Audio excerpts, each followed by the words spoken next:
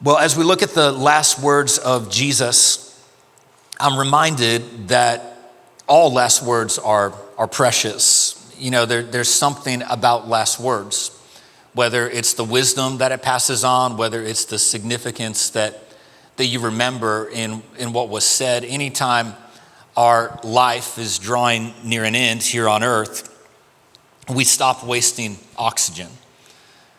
People stop filtering their feelings. They stop trying to impress people. They say what's real. They say what's essential, what's final. And I've had the privilege of being with many people in some of their final moments. I've found that last words can be tender. Last words can be profound. Last words, they can sometimes be unintentionally funny. My dad, as he was getting near the end of his life here on earth, I made a habit to record all of our conversations because I didn't know, you never know what conversation is going to be your last. And so I would begin to talk to him. I would hit record on my phone and we would just have a conversation. And it was funny because if you knew him, like he had a great sense of humor, and he would also crack a lot of jokes at the end of his life. Like he would be talking about, I remember one, he was talking about how, he didn't have much time, was getting ready to go. And he's like, chop, chop to the top. We just got to do it. And he would say things like that. But in our lives, there's different times. We all know last words matter. Not just near death, but even in many ways, any of our words could be our last words. You don't always know what's going to be your last word. That's why even when I'm taking off and going to work or leaving the house, I try and make sure my last words to my wife are, I love you. And when I drop my kids off at school and they're going to school, I'll tell them things like, hey, have a great day. Be a leader today. I love you. I want them to hear my last words. If I take off and I'm traveling, I'll tell my oldest son, Reese, who's the oldest male in the house. I talk to him about the responsibility that comes with you. Last words matter. Even in an argument, how many of you know you try and get the last word in because last words matter? Well, if we know that last words matter, how much more so the last words of Jesus? You understand last words, they're more than just relaying information. Last words are really about impartation. Last words reveal priorities. They reveal purpose. They reveal the heart. I've mentioned I've had the privilege of being around people during some of their final days, final moments. I've never heard somebody say, hey, remember to cancel my Amazon subscription. Nobody's saying that. Nobody's saying, I wish I had a chance to finish that show on Netflix. I was so close. I just had a couple more episodes. Nobody's talking about that. No, they speak what matters most. And the last words of Jesus matter more than any words ever spoken. You understand, because Jesus was not caught off guard by his death. When Jesus died, it wasn't because things were suddenly spinning out of control. It didn't catch people off guard. It wasn't a tragedy. It was intentional. And because it was intentional, every word he spoke was deliberate. He wasn't rambling, he was revealing. And Jesus' words on the cross, well, they're extra weighty because they came at incredible cost. Now, to understand this, I need to set the scene for you just a little bit. And in setting the scene today, I'm going to serve the next several weeks as we're in this series together because, as you probably know, Jesus was arrested on a Thursday after observing the Passover meal with his disciples. It's what's known, what we often call the Last Supper.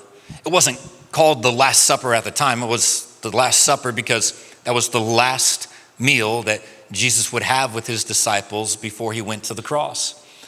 And if you know how the gospel narrative talks about it, they sang a hymn, they went to the Mount of Olives, and while Jesus was there, he began to be distressed, sweat great drops of blood as he considered what was in front of him, what was ahead of him.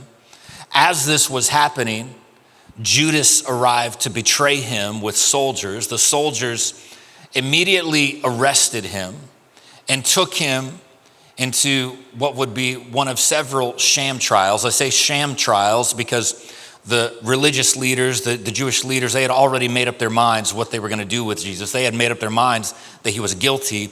All they needed was some evidence to support their guilty verdict. And so they said to the people around them, hey, who has a lie that you can tell? What is something we can say that will support this intention that we have to have him killed and have him crucified? And between these trials, he was beaten repeatedly. He was blindfolded. He was struck. He was spat upon. They would ridicule him. They would say, hey, if you're the Son of God, who was it who struck you? Prophesy. Tell us who it was. They pulled out his beard. And then when they felt like they had enough evidence, when they had a good lie, they took him before Pilate to be executed. The reason they did this was because Israel was under Roman occupation at the time. So they weren't in authority. They didn't have the right to murder, to execute their own criminals. And so that right belonged to the Roman government. So they took him to Pilate. And while he was before Pilate, Pilate sentenced him to crucifixion. Now, as we read in the Gospels, what we discover is Pilate knew that he was innocent. He kept trying to get out of it, but the Jewish leaders, they blackmailed him into making him go through with it. And so Pilate has this idea, well, maybe if I just have him beaten, maybe if I just have him whipped, maybe if I just have him punished, that will serve to satisfy their evil desires. And most of you know what happened. They took him and had him beaten. They had him whipped. They used this special whip. It was called a cat of nine tails. Had these different 9 strands of leather on it. Each of the strands at the end had a piece of bone or rock or glass, metal attached to it. And as the criminal would be whipped, it would rip out chunks of their flesh. I won't go into greater detail in that, but I will say that it was horrific. 39 times they did this to him. When they were done, they paraded him out with a robe on his back to mock him because he said they called him the King of the Jews. They put a crown of thorns and crushed it over his head, blood rushing down. Pilate thought that this would be enough, that when they saw this, that they would say, okay, we had our way. But instead, they cried all the louder, crucify him. So now Jesus, in this torn and tattered state, he's in no condition to carry the crossbeam that criminals were forced to carry as they would march to their execution. The scholars say that this beam, the top bar of the cross, could weigh up to 200 pounds. And so as Jesus was walking with this on his back, as he was carrying it, the distance would have been a mile from the place where he was tried to the place where he would be crucified. He would stumble, he would stagger. The Roman soldiers got tired of having to help him up, tired of having to wait on him to get there. And so they called a man from the crowd, Simon of Cyrene, to carry this cross. And when he got to the place of the skull, they began to drive the nails in his hands, drive the nails in his feet. They hoist him up above the crowd, and this is the place where Jesus begins to utter his first words. Now you have to understand that crucifixion was really death by suffocation. It wasn't the nails that killed you. It was asphyxiation. And since human speech is made possible by wind being exhaled from our lungs, passing over and through our vocal cords, if you're hanging in such a way that makes breathing impossible, guess what else you can't do? You can't speak. That's why historically, victims of crucifixion, they would shriek, they would curse, they would spit, because in order to utter any words, they would have to remove the weight, remove the pressure from where they were hanging and put all of the pressure on their feet, which was pierced by a single nail. On top of that, you take into consideration the state of his back being beaten from that whip, rubbing over, scraping, dragging against the rough wood every time he would utter a sentence. Understand, these words we're going to look at are very precious words, because it was with great agony that he would have been able to say anything at all. So what was Jesus' first words? What was it that he said? Well, we find in Luke 23, starting in verse 33, it says that when they came to the place called the Skull, they crucified him there, along with the criminals, one on his right, the other on his left. And Jesus said, "Father, forgive them, for they do not know what they are doing." What was Jesus' first words? What was his message? Forgiveness. Forgiveness was his agenda. And just like forgiveness is the starting point of our journey in this series, forgiveness was also the end goal of his mission. That's what was on his mind as he went to the cross. In fact, I would tell you that the rest of Jesus' words don't matter if you don't first receive his first words, because forgiveness is our greatest need. Now, there's lots of needs that we have in life. We need food on our table. We need money to pay our bills. We need rest and sleep when we feel exhausted. We need peace when we feel anxious. There's lots of needs that you and I both have, but our greatest need is forgiveness. Our greatest need is to be in right standing with God. Anything else that we would accomplish, any other success we would have in life, whatever degree you earn, whatever career you build, whatever wealth you accumulate, whatever status you achieve, can I tell you, friend, if we die standing before God unforgiven, none of that matters. Our greatest need is forgiveness because sin is our greatest problem. That's why he started by saying, "Father, forgive them." Now, who was it Jesus was talking to? Was he talking to Pilate, who gave the order? Was he talking to the Jewish leaders who lied about him? Was he talking to the Roman centurions who carried out the execution, to Judas who betrayed him, Peter who denied him, his disciples who abandoned him? Who was it he was talking to? I would tell you he was talking to all of them. And there's more. He was talking to me. And he was talking to you. Because all of us in this room, there's not a one of us that doesn't need forgiveness. All of us have sinned. All of us have fallen short of God's standard. In fact, we see this in Scripture in the book of Isaiah. Isaiah prophesied about Jesus and about his crucifixion. And he said this, that all of us, like sheep, we've strayed.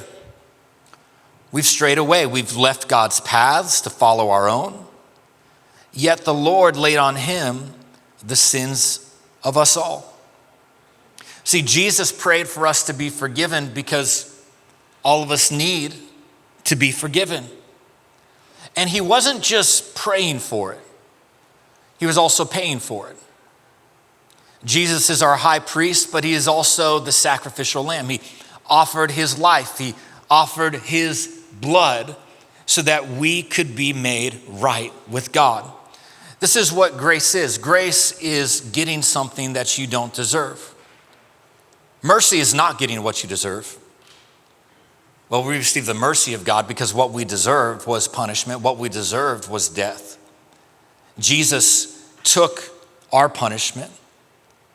And because he took our punishment, we received a blessing. That's grace.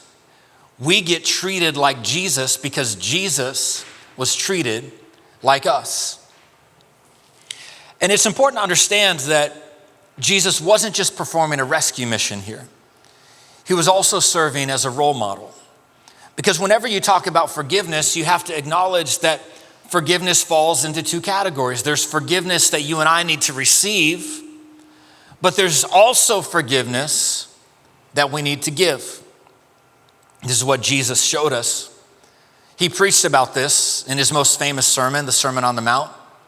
You may know that it spans 3 different chapters in Matthew's gospel, 5, 6, and 7. In Matthew chapter 5, while Jesus is preaching to the crowds on the hill, while he's preaching, his disciples are there. He says, "You've heard it said, I know culture tells you that You just pay people back when they do wrong to you. If somebody does something to you, you should get even. He says, but I say to you in verse 44, love your enemies. Bless those who curse you. Do good to those who hate you. Pray for those who spitefully use you and persecute you. Now, that's one thing for somebody to say that. But here in Luke 23, Jesus is hanging on a cross, having done nothing wrong, yet being treated worse than anyone. Yet he says, Father, forgive them, for they don't know what they're doing. He practiced on the hill of the skull what he preached on the Sermon on the Mount. I don't know if you're like me at all, but when I read these words, it's hard for me to believe that this is even possible. Because like sometimes we can read the Bible like we've got blinders on, or we read it through a certain filter. Because I know Jesus was God. Like, well, he was able to do that because he was the Son of God. But you got to understand, he was also human. Fully man, fully God. He had emotion, just like you and I have emotion. He felt things in his body, just like you and I feel things. We see this in Scripture. We see him weep over Jerusalem. We see him weep over the loss of his friend Lazarus. We see him get angry when people are being taken advantage of in the temple, when the money changers were doing something that they shouldn't be doing, desecrating the house of God. We see him get angry. We see him distressed before this happens, agonizing over what's in front of him. We see him display all these range of emotions, tempted, hungry, while he's fasting in the wilderness, all these range of emotions. And it's a good thing because we know that just like he experienced emotion, his love was real. He loved you, loves you. So you can't say Jesus didn't practice what he preached, because here we see him loving his enemies and praying for those who were abusing him. It's interesting the way this scripture is written in the Greek, because the verb tense that it used to talk about what Jesus said, it's an imperfect tense, which means that it is continuous, that it is repeated. It's said over and over again. So even though this is the first statement of Jesus, it was something he said many times, not just one time. Again and again, he prayed, Father, forgive them, for they do not know what they're doing. It kind of reminds me of an interaction he had with Peter when Peter came to Jesus and he said, Lord, if my brother sins against me, how often should I forgive him? 7 times? Is 7 enough? Is that the number? And it sounds kind of random at first. You remember 7 is significant. 7 represents perfection, completion. It's a divine number. On top of that, the cultural teaching of the day was that if somebody offended you, if somebody wronged you, they sinned against you, you were to forgive them 3 times, and that satisfied the law. So Peter had to be feeling great about himself, saying, Lord, how many times? 7? More than double what the law requires, more than double what culture would say? The divine number, is that enough? And what Jesus said shocks him. He says, no, Peter, not 7, but 70 times 7. Now, what's Jesus saying here? Is he saying you got the number wrong? Is he saying you were off by an exponential amount? No, what he's trying to illustrate is that you're not understanding the essence of forgiveness if you're looking for the lid. The point is this. Let me illustrate it this way. If there is no forgiveness at the cross, forgiveness for you, forgiveness for me, if there's no forgiveness at the cross, then by all means, get even with people. By all means, get revenge. By all means, Let them get what's coming to them. You get yours. But if the gospel is true, if the grace of God is our hope for today and the next, if the grace of God is our hope for this life and the next, then there is no limit to my responsibility to forgive. And what gets me is his words. Because I don't know if you saw this. He says, Father, forgive them, for they do not know what they are doing. Not what they did. While they are doing it, he has the presence of mind to offer forgiveness, to pray for them. If I can be honest with you, that's not how I think. In fact, I think the opposite. When somebody insults me, when somebody offends me, I'm like, God, they know exactly what they're doing.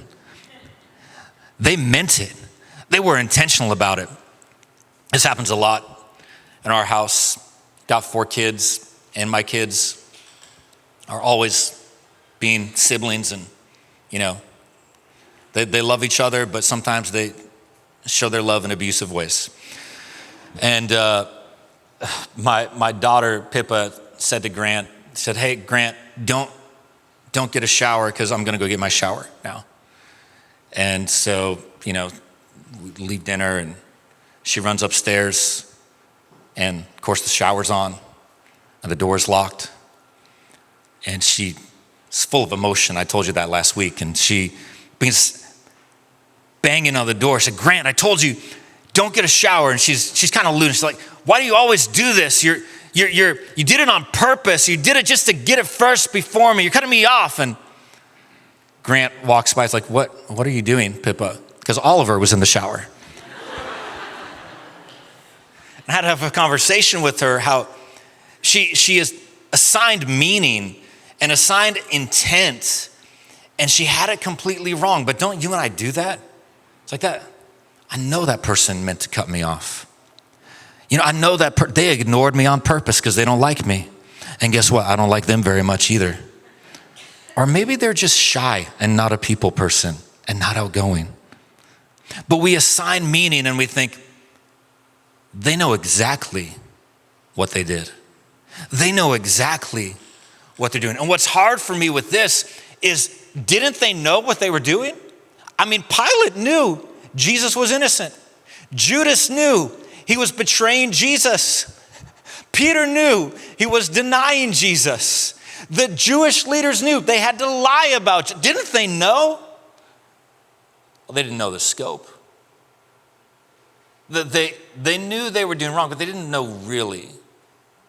They didn't know that they were crucifying the Son of God, that they were crucifying the Lord of glory, that they were putting to death the Creator who came to redeem mankind.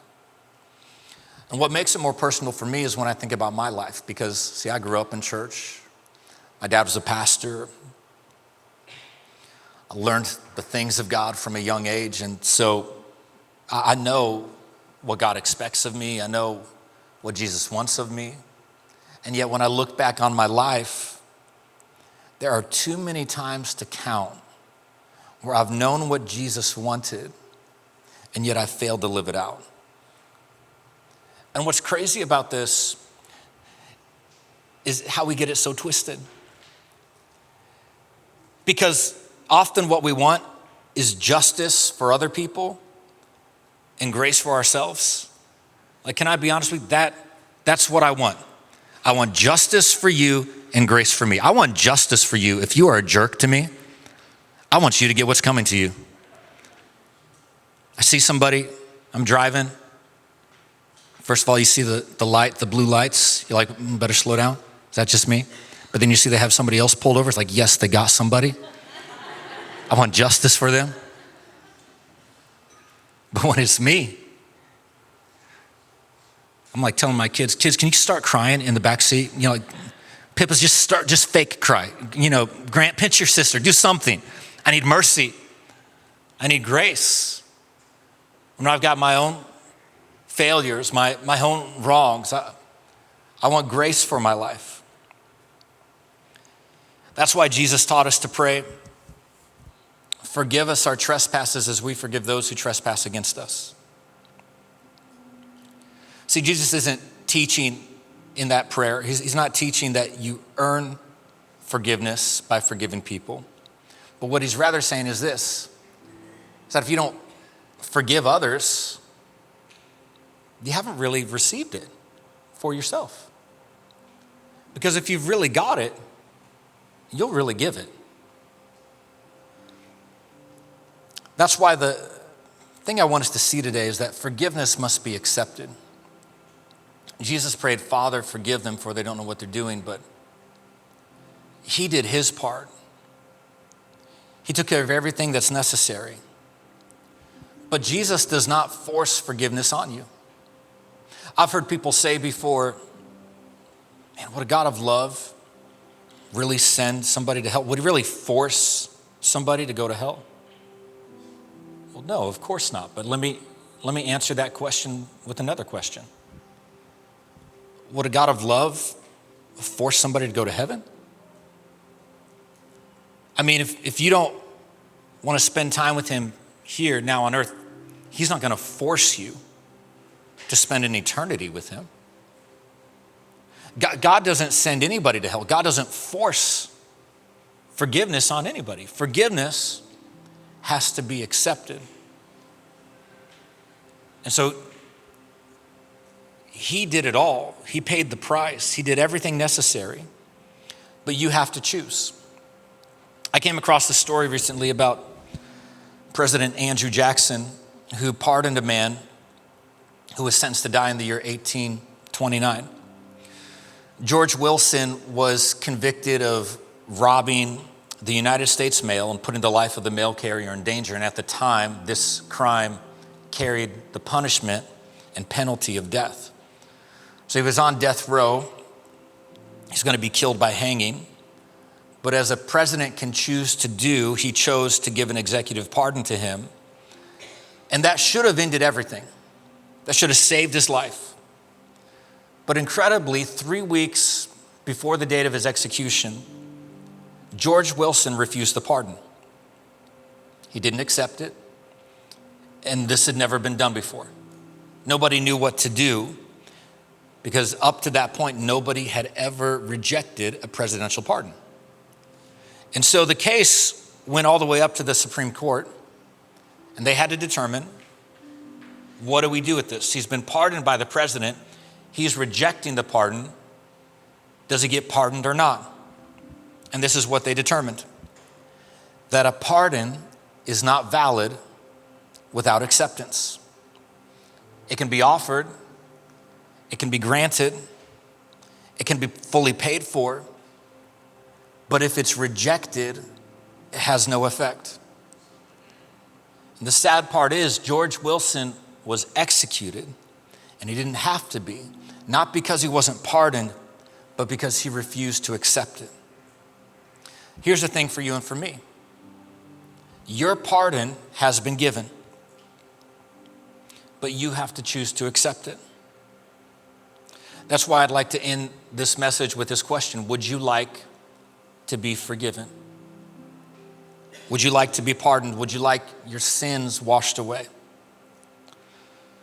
They say the hardest person to forgive is yourself. And I want to explain to you why that is. It's because you can't forgive yourself. The truth is, what you want forgiveness for is called sin. That is a debt owed to God that he paid. That means that forgiveness is not something that you can grant yourself. Forgiveness is something that you have to receive. And that is only possible through Jesus Christ.